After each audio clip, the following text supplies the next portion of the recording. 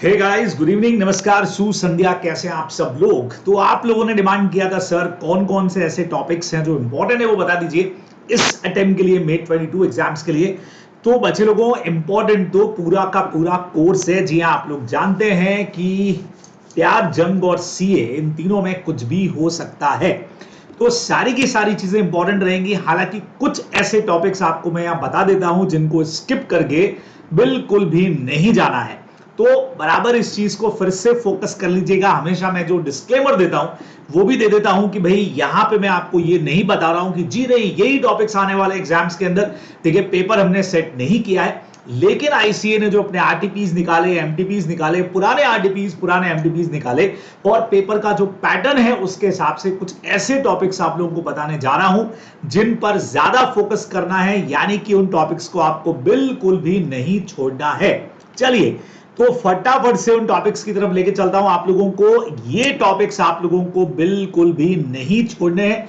यानी आपने अपना कोर्स पूरा कर लिया है, लेकिन अगर इनमें से कोई टॉपिक अब तक कवर नहीं किया है तो उसको कर लीजिए, और अगर कर लिया है तो उसको और ज्यादा मजबूती से तैयार कर लीजिए। बहुत फटाफट से कंपनीज एक्ट पे बात शुरू कर दें। तो कंपनीज एक्ट में होल्डिंग सब्सिडरी कंपनी और साथ में जो subsidiary company can not be A member of holding company, यानी सेक्शन नंबर 19 को जरूर पढ़ करके जाइए। सेक्शन 8 कंपनी को तैयार करिए। सेक्शन 2 क्लॉज 69 प्रमोटर का डेफिनेशन अच्छे से पढ़ के जाइए। सेक्शन 16 जो कंपनी के नेम में रेक्टिफिकेशन की बात करता है, कंपल्सरी चेंज की बात करता है, उसको पढ़ के जाइए। Section number 20 service of document जो जनरल बी और मीटिंग वाले चैप्टर के साथ भी आता है, उसको भी पढ़ के जाइए। सेक्शन नंबर 31 यानी शेल्फ प्रोस्पेक्टस का प्रोविजन जरूर पढ़ के जाइए। 34 35 पिछली बार आ चुका है, प्राइवेट प्लेसमेंट भी आ चुका है, तो 31 के चांसेस बनते हैं आएगा, तो चांसेस ऐसे हो सकते हैं, तो इसको भी अच्छे से फोकस करके जाइए। Section number 54 sweat equity shares बढ़िया मजबूती से तैयार करिए। 68 यानी बायबैक ऑफ शेयर्स के सारे प्रोविजन भी पढ़ के जाइए। ट्रांसफर ट्रांसमिशन के अंदर फोर्स ट्रांसफर अभी तक अगर आपने नहीं पढ़ा है तो उसको जरूर अच्छे से पढ़िए, फोकस करिएगा। सेक्शन नंबर 77 जो रजिस्ट्रेशन ऑफ चार्ज की डेट वाला कैलकुलेशन वाला पार्ट बढ़िया होता है, उसको अच्छे से तैयार करके जाइए। एक दो क्वेश्चंस का भी प्रैक्टिस उसके ऊपर डालिए। सेक्शन नंबर 80 जो date of notice of charge की बात करता है कि किस दिन हम मान के चलते हैं कि भाई हाँ भाई जब रजिस्ट्रेशन किया तो मान के चलते हैं उस दिन से सबको पता है कि हाँ ये रजिस्ट्रेशन हो गया है, तो ये पढ़ के जाइए। इसी चैप्टर के अंदर जो पनिशमेंट है 86 के अंदर, वो भी आपको पढ़ करके अच्छे से जाना चाहिए। फिर एलिजिबल पब्लिक कंपनी डिपॉजिट वाले चैप्टर्स के अंदर पढ़ के जाइए। और रूल 2 तो भाई इसके अंदर जो amount may not be considered as deposit की पूरी लिस्ट, सर उसकी पूरी लिस्ट पढ़नी पड़ेगी क्या? जी हाँ, चाहे पिछली बार आ गया, उससे भी पिछली बार आ गया, उससे भी पिछली बार आ गया, हर बार इसके ऊपर आजकल क्वेश्चन बन रहा है, तो कोई रिस्क नहीं लेना है। उसके सारे प्रोविजन, भरपूर क्वेश्चंस उसके आपको दे रखे हैं स्टडी मेट में, अपने नोट्स में, जहां से भी मिले उसके क्वेश्चन सारे के सारे देख करके जाइए। टॉपिक अच्छा है, आने के पूरे चांसेस हो सकते हैं। सेक्शन नंबर 92 एनुअल रिटर्न को अच्छे से पढ़िए। Annual general meeting section number 96 अच्छे से पढ़ के जाइए। 105 प्रॉक्सी वाला सेक्शन फोकस कर लीजिए। 118 मिनट्स को भी हमको अच्छे से देख करके जाना चाहिए। 123 डिक्लेरेशन ऑफ डिविडेंड, खास करके इंटरिम डिविडेंड और लॉसेस के केस में डिविडेंड की क्या कंडीशन है उनको देख करके जाना चाहिए। 128 में बुक्स ऑफ अकाउंट्स एक अच्छा पॉइंट हो सकता है, हमारा क्वेश्चन बन सकते हैं। 130 के अंदर reopening of the accounts on court order, जहां कोर्ट के ऑर्डर से बुक्स ओपन होती है, उस सेक्शन को और अच्छा तरह से पढ़ के जाइए। 135 इसमें मैं अलग से एक और लिख देता हूं क्योंकि एमसीक्यू या केस बेस में सीएसआर भी एक बढ़िया पॉइंट हो सकता है। अदरवाइज इंटरनल ऑडिटर 138 की कंडीशंस पे क्वेश्चन बन सकता है। अपॉइंटमेंट ऑफ ऑडिटर 139, बहुत सारे सेक्शन है इसके, जहां पे कैजुअल वैकेंसी भी है। हालांकि पिछली बार के पेपर के अंदर ये कवर है बहुत सारी चीजें, लेकिन फिर भी पढ़ के जाइए। 141 क्वालिफिकेशन डिस्क्वालिफिकेशन में इतने सारे पॉइंट है, हो सकता है पिछली बार कुछ आ गया हो तो इस बार कुछ और कवर हो जाए। और 144 जो प्रोहिबिटेड सर्विसेज है जो एक ऑडिटर नहीं दे सकता है, वो हमको पढ़ करके जानी चाहिए। अब आप में से कई लोग कहेंगे सर इतना सारा कुछ आपने बता दिया सर, तो फिर तो पूरा कोर्स ही इसके अंदर आ गया। तो पहली चीज तो भाई पूरे कंपनीज एक्ट में 148 सेक्शन आप लोग के कोर्स में है, जिसमें डेफिनेशन वाले सेक्शंस अलग हो गए, बराबर से वो अलग ही बात कर रहा हूं मैं। तो उतने सब में मैंने तो यहां बहुत कम पॉइंट्स लिखे हैं बच्चे लोगों। फिर से बता दूं कि ये पॉइंट वो नहीं कि हम सर यही एग्जाम में पढ़ करके हम जाने वाले हैं, जी नहीं। आपने जितना पढ़ाई किया है वो बहुत अच्छी बात है और अच्छे से पढ़िए, लेकिन ये पॉइंट ज्यादा फोकस करके जाने हैं। इन पॉइंट को आपको स्किप नहीं करना है, यही हमारा थंबनेल का टाइटल भी है। इन पॉइंट्स को स्किप मत करना, अच्छे से पढ़ करके जाना, चांसेस हो सकते हैं इनमें से क्वेश्चंस आने के। चलिए, इंडियन कॉन्ट्रैक्ट एक्ट बहुत लंबा चौड़ा प्रोविजंस है, काफी सारे सेक्शंस उसमें है, 3 चैप्टर आपके स्पेशल कॉन्ट्रैक्ट कवर होते हैं। 131 जहां कंटिन्यूइंग गारंटी का revocation in case of sureties death पढ़ करके जाइए अच्छे से। 142 जहां पे मिस रिप्रेजेंटेशन से गारंटी लिया तो इनवैलिड होता है, उसको अच्छे से देखिए। 155 से 157 मिक्सचर ऑफ द गुड्स है, with the consent of baler, without the consent of the baler, can be separated, can not be separated के प्रोविजन जरूर देख के जाइए।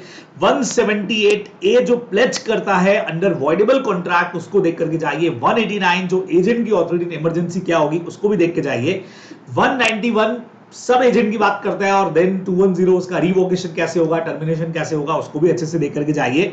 और 211 जो बात करता है एजेंट्स का duty in conduction of principal business, जहां आप एजेंट के डायरेक्शन के हिसाब से उसको काम करना है, नहीं तो जो भी बिजनेस के कस्टम है उसके हिसाब से काम करना है। वो सारी बातें जो 211 में लिखी हुई है उनको भी अच्छे से फोकस करके एग्जांपल्स वगैरह आप देख करके जाइए, तो आपने पूरा इंडियन कॉन्ट्रैक्ट एक्ट कवर किया रहेगा बराबर। लेकिन इन सेक्शंस के ऊपर ज्यादा फोकस करिएगा। देखिए, मेरे कई सारे रिवीजन लेक्चर्स लगातार वाले जो हैं वो आप लोगों को इसी चैनल के ऊपर मिल जाएंगे। बिल्कुल प्लेलिस्ट को आप चेक करिए तो सीए इंटर के बहुत सारे रिवीजन, लगभग पूरा revision, Indian contract, companies act, सब कुछ आपको यहां पे अवेलेबल हो जाएगा। नेगोशिएबल इंस्ट्रूमेंट की अगर बात करें तो सेक्शन 8 और 9 तो इनका बिल्कुल फेवरेट है पेपर बनाने वाले का, हर अटेम्प्ट में लगभग आ रहा है। Holder and holder in due course के प्रोविजंस, तो इसको अच्छे से देखिए। सेक्शन 48 जो कहता है नेगोशिएशन एंड्रोजमेंट के थ्रू होता है, एंड्रोजमेंट एंड डिलीवरी के थ्रू, उसको पढ़ के जाइए।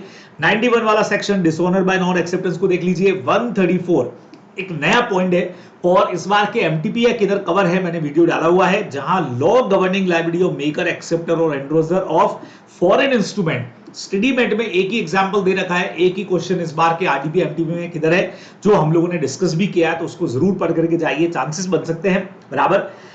पिछली बार हमारा 49 55 पे क्वेश्चन आ चुका है, तो चांसेस है कि ये क्वेश्चन इस बार बन जाए। सेक्शन नंबर 138, और कंपनी के केस में कंपनी के जो ऑफिसर्स रहेंगे वो रिस्पॉन्सिबल रहेंगे, उस पर क्वेश्चन बन सकता है बराबर। और not negotiable costing extra point मैंने और लिखा है, अच्छा पॉइंट है, क्वेश्चन बनने के चांसेस हो सकते हैं, क्योंकि यही वो पॉइंट है जहां एचडीसी का पावर भी काम नहीं करता है, तो इसको भी जरूर आप लोग देख करके जा सकते हैं। नेगोशिएबल इंस्ट्रूमेंट में तो सारे पॉइंट्स में इन पर ज्यादा फोकस करना है, अगर छोड़ रखा है तो इन पॉइंट को अच्छे से तैयार कर लीजिएगा। जनरल क्लॉजेज एक्ट की बात करें तो बहुत सारी चीजें हैं पढ़ने को। गुड फेथ का डेफिनेशन बहुत बढ़िया है, ज्यादा अच्छे से फोकस करिए। मूवेबल और इमूवेबल प्रॉपर्टी के जितने एग्जांपल्स वहां दे रखे हैं वो सारे देख करके जाइए स्टडी मेट के। सेक्शन 10 टाइम का कंप्यूटेशन, कब से एप्लीकेबिलिटी मानते हैं हम, तो कंप्यूटेशन ऑफ टाइम कैसे होता है उसको जरूर देख करके जाइए। जेंडर और नंबर का हमारा एक पॉइंट है सेक्शन नंबर 13 में, उसके एग्जांपल्स देख करके जाइए। सेक्शन 16 जहां अपॉइंट के पावर में सस्पेंड और डिसमिस भी इंक्लूड होता है, उसको देख करके जाइए। एक सेक्शन 27 काम करता है जहां सर्विस ऑफ पोस्ट के बहुत सारे एग्जांपल क्वेश्चंस दे रखे हैं आप लोगों को, उनको जरूर देखिए। शैल एंड मे, इसमें भी कह सकते हैं, इंटरप्रिटेशन में भी कह सकते हैं, अच्छा पॉइंट बनता है। शैल और मे के एग्जांपल्स आपसे पूछे जा सकते हैं कि भी एक मैंडेटरी होता है, एक वॉलंटरी या कॉम्प्लीमेंट्री होता है, तो उसको जरूर देख करके जाइए। इंटरप्रिटेशन बहुत फटाफट, ताकि आपका टाइम कम लगे और उस कम टाइम में आप फटाफट से देख सके, क्या कुछ ज्यादा फोकस करना है। तो बच्चे लोगों, प्रेमबल का डेफिनेशन यहाँ पे, प्रोविजो और एक्सप्लेनेशन, इंटरनल एड में इन तीनों चीजों को पढ़ करके जाना चाहिए बराबर। अब रूल्स की अगर बात करें तो associate words to be understood in common sense manner वाला जो हमारा टॉपिक है उसको जरूर देख के जाइए। यूजेस ऑफ ट्रेड, यूजेस के अंदर, ट्रेड नहीं भाई, यूजेस वाले पॉइंट के अंदर ये कवर होता है, तो वो भी देखिए, ये भी देखिए। और एक interpretation of deed and documents वाला जो पॉइंट है, अगर अब तक नहीं पढ़ा है तो उसको जरूर पढ़ करके जाइए।